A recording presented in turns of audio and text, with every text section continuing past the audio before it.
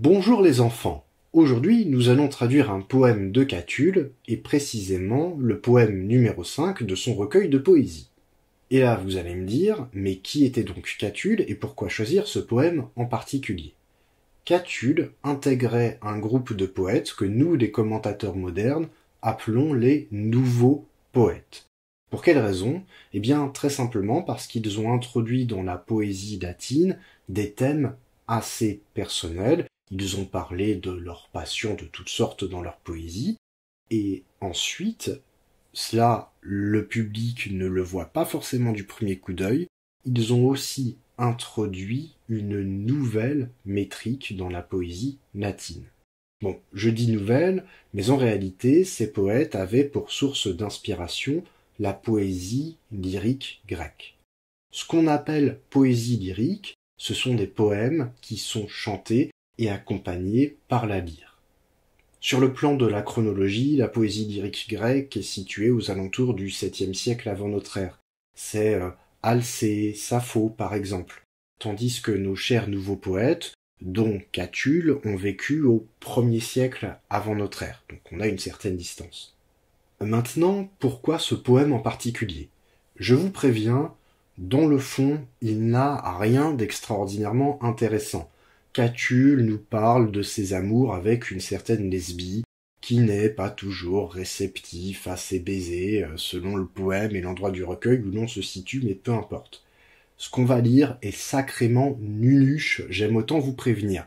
Ceci dit, sur le plan de la grammaire, c'est plutôt intéressant parce que ce poème est simple et qu'il permet d'aborder facilement plusieurs points. Le premier point, c'est l'usage du subjonctif pour encourager. On parle de subjonctif d'exhortation. Le deuxième point, c'est l'usage des nombres. Et le troisième point, ça va être l'emploi de certains verbes. On va avoir le verbe aestimo, par exemple, ou encore l'emploi de l'adjectif verbal avec dormienda qui est ici. C'est parti, je vais lire en latin le texte dans un premier temps, je vais le traduire au fur et à mesure, et ensuite, en vous montrant les diapos, je vais vous expliquer comment j'en suis arrivé là. Ok? Allez. Vivamus, vivons, mea lesbia, ma lesbie, atque amemus, et en outre, aimons. Rumoresque senum severiorum, les rumeurs des vieillards assez sévères, omnes unius aestimemus assis. Donnons-leur toutes le prix d'un seul as.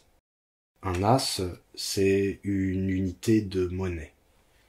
Soles, les soleils, occidere tradire possunt, peuvent mourir et revenir. Nobis nox est perpetua una dormienda, il nous faut dormir une seule et perpétuelle nuit. Cum semel occidit brevis lux, lorsque la brève lumière, ou plutôt lorsque nos brèves lumières meurent semel d'un coup. Da mi basia milne, donne-moi 1000 baisers, dein decentum, ensuite 100, dein milne altera, ensuite 100 autres, dein secunda centum, ensuite une deuxième centaine, dein deusque altera milne, ensuite sans arrêt un autre millier, dein decentum, ensuite 100. Je vous ai dit, on donne dans la nunucherie, on est d'accord. J'avais prévenu. Dein, ensuite, cum milia multa fecerimus, lorsque nous en aurons fait plusieurs milliers, conturbabimus illa, nous en troublerons le compte, nesciamus, afin que nous ne le connaissions pas, aut, ou bien, nequis malus, afin qu'une mauvaise personne, invidere pensit, ne puisse nous envier, cum sciat, lorsqu'elle saura, tantum basiorum, qu'il y a eu tant de baisers. À présent, comment est-ce que j'ai fait? Vivamus, vivons, mais à lesbia, ma lesbie, atque amemus, et en outre aimons. Ce que je traduis par vivons et aimons, ce sont deux verbes au subjonctif présent. Le subjonctif, comment ça se forme? Je reviens très rapidement dessus pour ceux qui ne le savent pas. Vous prenez votre verbe, par exemple amo, amas, amare, amawi, amatum. Vous voyez que c'est le verbe de première conjugaison, qu'il a une voyelle caractéristique a, et à la place de cette voyelle caractéristique, eh bien, vous allez en mettre une autre. Quand on a un a, amo, amas, amare, on va mettre un e. Amem, ames, amet, au lieu de amo, amas, amat. D'accord? Ça fait du subjonctif. Amem, ames, amet, amemus, comme ici, amétis, ament. Ça, c'est pour la première conjugaison. Pour les autres conjugaisons, c'est assez simple. À la place de la voyelle e ou en plus de la voyelle e, on va rajouter un a. Par exemple, déléo, déles, délet va devenir déléam, déléas, déléat. Dégo, légis, légéré va devenir légam, légas, légat, etc. Donc ici, qu'est-ce qu'on a? On a amemus. Amemus, littéralement, signifie donc que nous aimions. Mais en fait, ce subjonctif, comme je vous l'ai dit, a une valeur d'exhortation. Il sert à l'encouragement. Donc on va le traduire par aimons, point d'exclamation. Vivamus. C'est le verbe vivo, vivis, vivere, vixi, victum. Je vous ai mis tout le vocabulaire là. Vivre, on va le traduire par vivons. Vivamus, vivons, mais à lesbia, ma lesbi, atque, amemus, et aimons. Alors, mea, je vous le donne ici, meus, mea, meum, c'est possessif, et lesbia est l'élu du cœur de Catulle. J'ai oublié de vous parler de atque. C'est une conjonction de coordination comme et, sauf que celle-ci va permettre de surenchérir. On va pouvoir dire, on va pouvoir exprimer avec atque, et en outre, et en plus, et même, je l'ai pas écrit, mais on peut dire et même, c'est ce qui conviendrait d'ailleurs le mieux ici. Ça peut aussi permettre de lier deux éléments proches, mais c'est pas vraiment le cas ici. Devant une consonne, on ne trouve pas atque, on trouve ac, pour la petite histoire. Je continue. Rumoresque senum severiorum omnes unius aestimemus assis. Le verbe c'est aestimemus qui est au subjonctif présent lui aussi, je vous le mets là.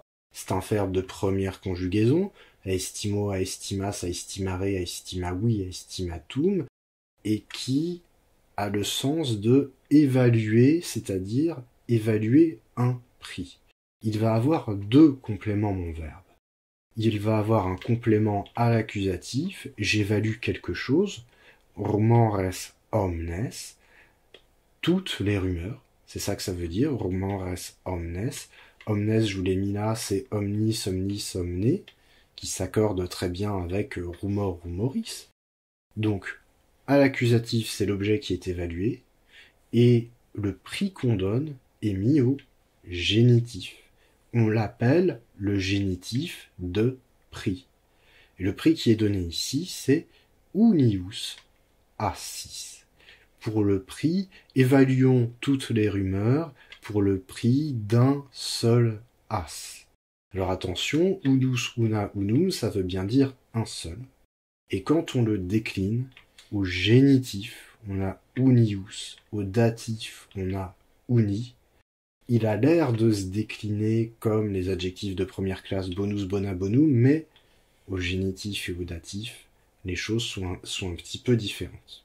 On va revenir régulièrement sur les nombres dans cette vidéo. Et A6, je vous l'ai mis, je pensais l'avoir oublié dans le vocabulaire, A6 c'est un as, c'est le nom d'une monnaie. Un as c'est rien du tout, c'est quelques centimes. 4 olives comme disent les Italiens. Il y a un autre génitif qui est employé ici, c'est severiorum senum. Donc toutes les rumeurs des vieillards assez, des vieillards plutôt sévères. Donc là, j'ai deux choses à vous dire. D'abord, severiorum est formé sur l'adjectif severus, severa, severum, sévère, grave. Il est au comparatif severior, Au comparatif neutre, ça aurait donné severius. Bon, il est au comparatif seul. Donc je vais le traduire par les vieillards plutôt sévères. Autre remarque, senum est un génitif. En mais c'est un génitif. Il est formé sur l'adjectif senex senis, qu'on emploie allègrement sous forme d'un nom en latin, et qui est décliné comme un nom de la troisième déclinaison. Donc, le génitif est senum. Dernière chose à préciser ici, je vous ai écrit que severiorum senum, c'est un génitif subjectif. Qu'est-ce que ça veut dire exactement? Ça veut dire que si à partir de ce que j'ai là, toutes les rumeurs des vieillards plutôt sévères, si à partir de ce que j'ai là, je faisais une phrase, je ferais de mon génitif un sujet. Je dirais que ce sont les vieillards assez sévères qui ont lancé les rumeurs. D'accord?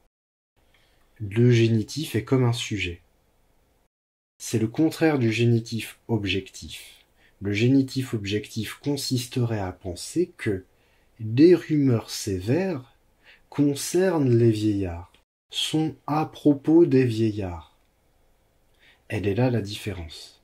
Ici, on a donc un génitif subjectif. Ce sont, si on était dans une phrase, ce sont bien les vieillards qui sont sujets, qui lancent la rumeur. Soles occidere et redire possunt. Les soleils peuvent mourir et revenir. C'est pas très compliqué ici. Le sujet, c'est sol, solis, le soleil qui est au pluriel.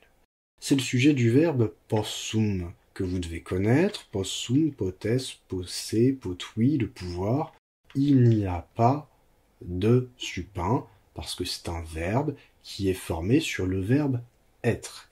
Il est formé comme suit, potis, sum, qui va donner possum. Et mon T va réapparaître quand j'ai une voyelle juste après. Bon, potis, pour l'histoire, c'est un adjectif qui veut dire puissant. Ce que vous allez retenir, c'est que possum demande une proposition infinitive. Ou pour faire plus simple ici, possum demande un verbe à l'infinitif, comme en français en fait, exactement comme en français. Donc là, on a deux verbes qui d'ailleurs sont préverbés, redire et dans lequel vous connaissez l'infinitif de eo, is, ire, le verbe aller, donc ça va être revenir, et occidere, qui est formé sur ob et cadeau. Le A est devenu I, c'est très courant quand la syllabe se retrouve, où on a notre voyelle, se retrouve soudainement en syllabe intérieure. La voyelle devient un I. Occido, donc qui veut dire, je vous mets là, tomber, périr. La suite est peut-être un peu moins sympa, mais vous allez voir que ça va passer tout seul. Nobis, cum semel occidit brevis lux, nox est perpetua una dormienda. J'ai deux verbes qui sont ici, et visiblement, je vais faire un découpage relativement simple, puisque j'ai cum avant mon premier verbe, donc là je dois avoir une proposition subordonnée introduite par cum, et puis nobis nox est perpetua una dormienta, ça doit être la proposition principale. Donc nobis nox est, etc., c'est la principale, et cum semel occidit brevis lux, on va l'étudier après.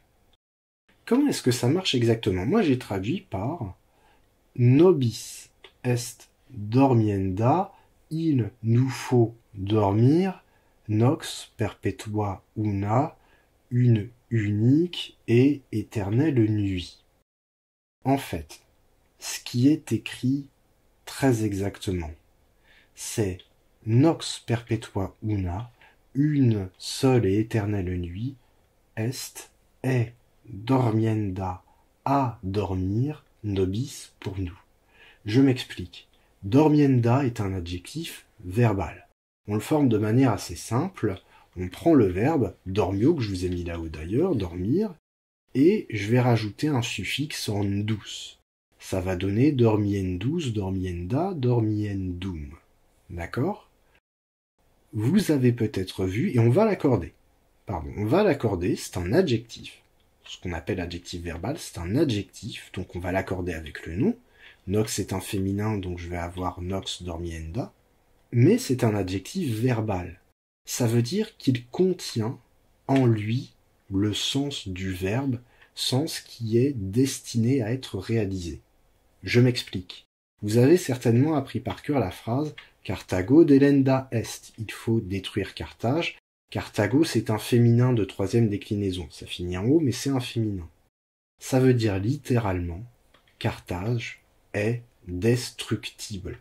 C'est-à-dire qu'on a la possibilité de détruire Carthage.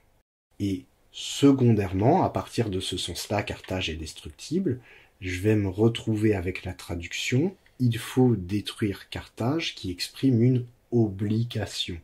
C'est vraiment destiné à être réalisé. Là, c'est la même chose. Donc littéralement, la nuit, une seule et éternelle est dormissible. Je vais le traduire par « il faut dormir une seule nuit éternelle ». Maintenant, qu'en est-il du nobis? Nobis, qu'est-ce que c'est? C'est le pronom personnel nos qu'on va retrouver au datif. À nous, c'est ça ce que ça veut dire. En fait, l'adjectif verbal demande un complément au datif. Et si je traduis l'ensemble, qu'est-ce que ça veut dire? Ça veut dire qu'il nous faut dormir une nuit unique et éternelle. Si j'avais écrit mihi, qui est le datif du pronom personnel ego, moi j'aurais il me faut dormir. On prend la suite.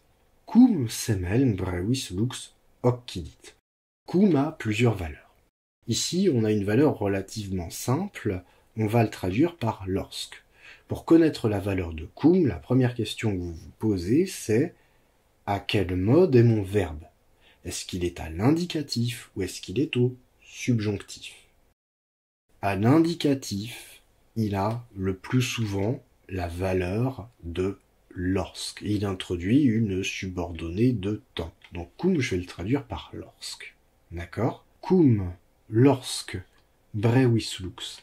La brève lumière, occidit, meurt, s'émêle d'un coup.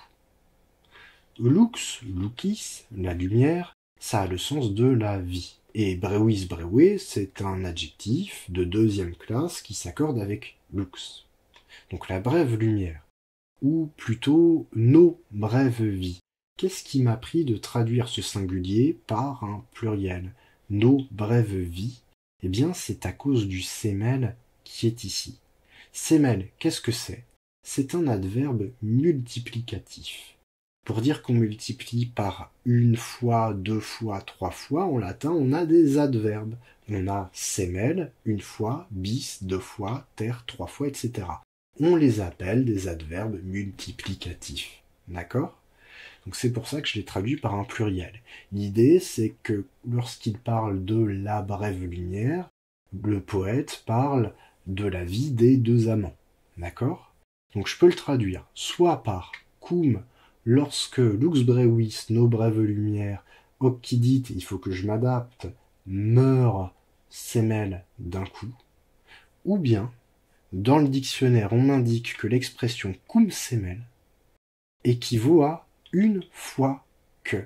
Donc là, je vais traduire avec cum semel, une fois que, la brève lumière, donc la vie brève de manière générale, occidit, meurt.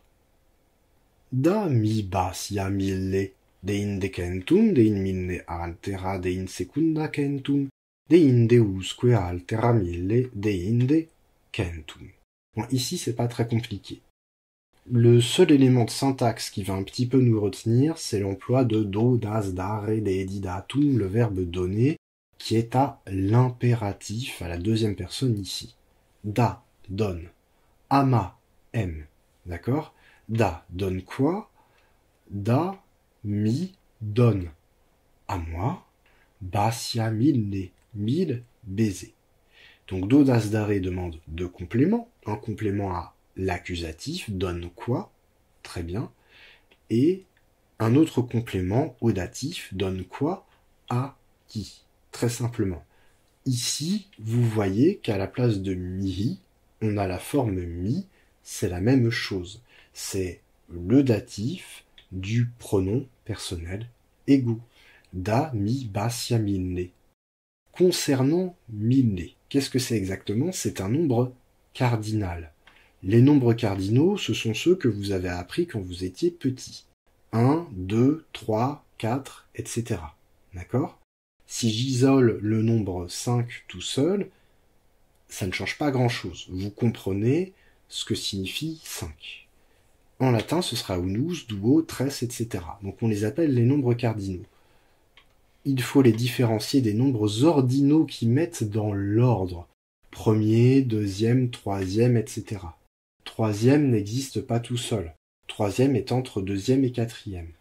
Donc ils mettent dans l'ordre. En latin, on aura primus, secundus, tertius, etc.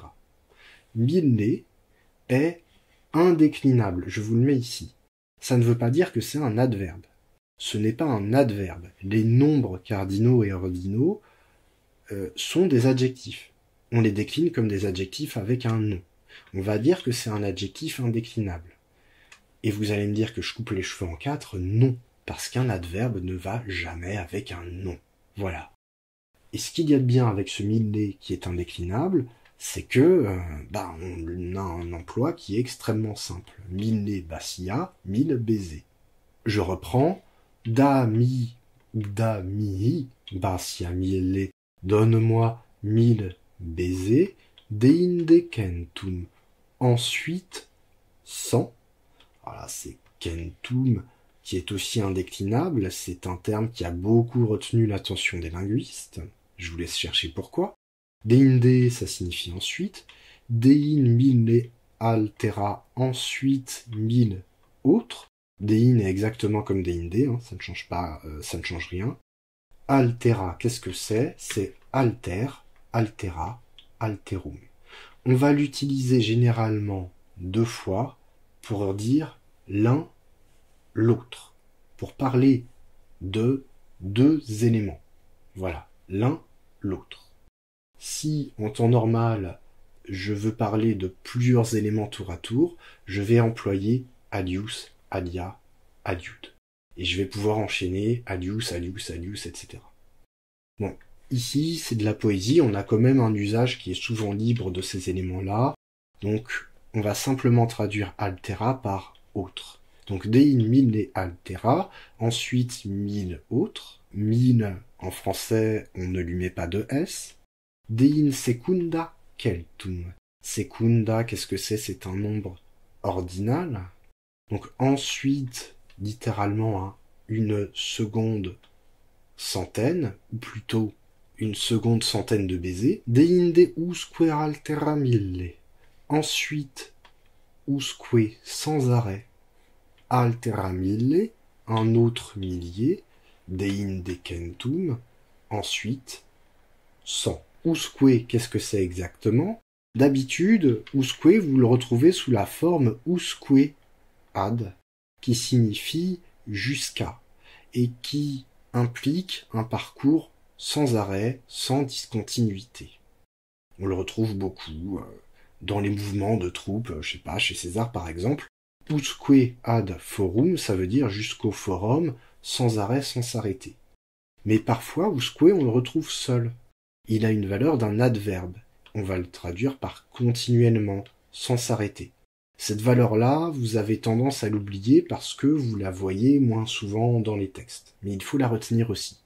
Avant que je n'oublie, avant de passer à la suite, altera, secunda et l'autre altera s'accordent avec basia.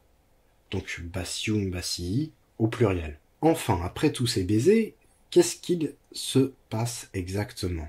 Dein, ensuite. Cum milia multa fecerimus, conturbabimus illa, nesciamus, aut nequis malus in videre possit, cum tantum sciates sebationum. Cum milia multa fecerimus signifie littéralement lorsque nous aurons fait plusieurs multa, milia, milliers. Lorsque nous aurons fait plusieurs milliers. Fecerimus, c'est facio, facis, facere, feci, factum. Vous le voyez avec le radical du parfait. Et dans le parfait comme opposé à l'imperfectum, dans le perfectum, on a 3 temps. On a le parfait proprement dit, feci, fecisti, fecit. On a aussi le plus que parfait, feceram, feceras, fecerat, et on a le futur antérieur qu'il ne faut pas oublier, fecerim, feceris, fecerit, fecerimus. Nous aurons fait. Cum a la même valeur que tout à l'heure, ici. Cum signifie littéralement lorsque. Donc on traduit finalement avec cum fecerimus, lorsque nous en aurons fait, milia multa, plusieurs milliers. Multa, c'est multi, multae, multa, qu'on traduit avec l'expression beaucoup de, même si ce de, on ne le retrouve pas en latin. Multi, multae, multa est un adjectif qui s'accorde avec le nom. Par exemple, pour dire beaucoup de maîtres, je vais dire multi domini. Et généralement, on va l'avoir au pluriel. Ça existe au singulier, mais le plus souvent, c'est au pluriel. Donc lorsque nous en aurons fait plusieurs milliers, conturbabimus inna.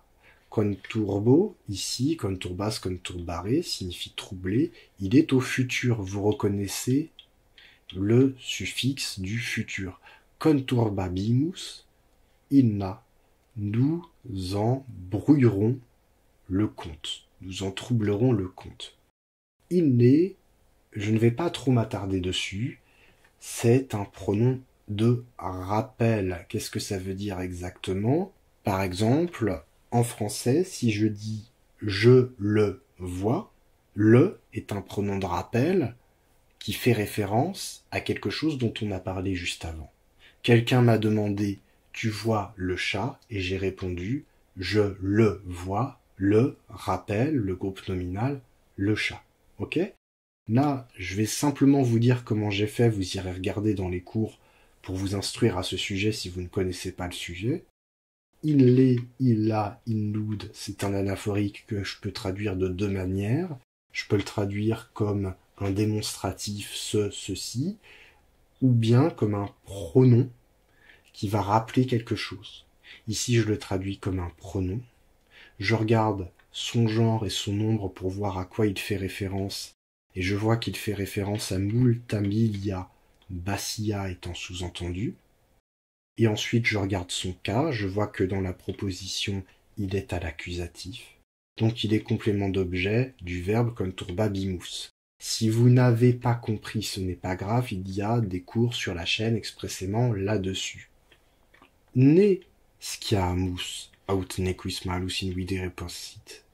Ne sciamus, c'est la conjonction de subordination ne avec un subjonctif. Ici, un subjonctif présent, mais pas pour les mêmes raisons qu'on a évoquées tout à l'heure. Sciamus, c'est le verbe scio, sci, scire, sciui, scitum, le verbe savoir. Donc, ne sciamus, pour qu'on ne sache pas. Ne, en fait, avec un subjonctif, est traduit soit par une proposition finale négative, pour que ne pas, soit par ce qu'on appelle une subordonnée de crainte. De crainte qu'on ne sache. D'accord? De crainte qu'on ne sache ou pour qu'on ne sache pas. Aut nequis, aut ou bien. J'aurais attendu un premier out juste au-dessus, mais on est en poésie. Ou bien nequis malus in videre possit. Possit aussi est au subjonctif. Alors qu'est-ce que c'est? On retrouve notre né qui a juste après possit un verbe au subjonctif présent. Et je vais le traduire avec l'expression pour que ne pas, comme tout à l'heure. Ou bien aliquis malus, littéralement, pour que une mauvaise personne possit in videre ne puisse pas envier, ne puisse pas jalouser. In videre, c'est in video, in vides, in videre, in vidi, in visum, qu'on traduit par envier, mais qui a aussi le sens de refuser. Il faut le garder en tête, ce sens. Qu'est-ce que veut dire exactement ce nequis qu'on retrouve en un seul mot dans le texte? En fait, il faut le séparer en deux. On a né d'un côté et quis de l'autre. Quis est un pronom indéfini qui est l'équivalent de aliquis, quelqu'un, on. Et malus, ça veut simplement dire mauvais. Donc littéralement, quelqu'un mauvais. Je pourrais dire quelqu'un de mal intentionné, quelqu'un de mauvais en français. Donc pour que quelqu'un de mauvais ne puisse pas nous jalouser, cum tantum sciat esse sebationum, cum sciat, attention. Et ça c'est un problème du subjonctif, c'est que le subjonctif présent et le futur de l'indicatif ont la même forme. Sciat est bien un futur de l'indicatif, c'est le futur du verbe scios qui scire. Et comme c'est un indicatif, ça influence ma manière de traduire cum. Je vais traduire cum avec l'expression lorsque. Si je l'avais compris ce sciat comme un subjonctif, j'aurais pu traduire cum par quoique, puisque, c'est pas du tout la même chose. Donc là j'ai cum sciat. Le sujet de sciat c'est ce quelqu'un mal intentionné, cette mauvaise personne. Donc cum lorsque une mauvaise personne sciat sera esse tantum basiorum, littéralement être tant de baisers. Je vais traduire par qu'il y a eu tant de baisers. Même si le latin ne m'y invite pas forcément parce que esse, c'est un infinitif présent. Mais c'est plus clair en français comme ça. Tantum, je vous le mets là. Tantum est un variable, il demande un génitif. Tant de, autant de, même autant de. Bassiorum, c'est le génitif de basium, basii. La dernière chose dont je veux vous parler, c'est une histoire de concordance des temps. Pourquoi est-ce que je me suis retrouvé avec un subjonctif présent? Je dis bien présent. Si c'est du subjonctif, c'est à cause du né qui est juste avant. D'accord? C'est grâce à ce subjonctif que je sais qu'on a une proposition finale pour que, et avec le né à valeur négative pour que ne pas. À valeur positive, j'aurais eu ut sciamus. En fait, dans la principale, je vais avoir un indicatif présent ou bien futur antérieur. En tout cas, c'est pas du tout du passé. Donc quand j'ai ce cas de figure-là dans la proposition principale, qui en fait est conturbabimus illa, c'est ça la proposition principale, d'accord? Conturbabimus illa. Eh bien, lorsqu'ensuite je dois employer un subjonctif, si je veux que les actions soient simultanées, je vais utiliser un subjonctif présent comme je vous le montre dans le tableau qui est ici. Mais si j'avais voulu exprimer l'antériorité, j'aurais utilisé un subjonctif parfait. Il y aura, s'il n'y a pas déjà, un cours sur la concordance des temps, sur la chaîne, je compte faire tous les points grammaire possibles. Bon, j'espère que ça vous a plu. Si vous voulez d'autres textes de calcul, s'il y a des choses que vous n'avez pas compris, interrogez-moi dans les commentaires, ça ne me pose pas de problème de vous répondre et on se voit la prochaine fois.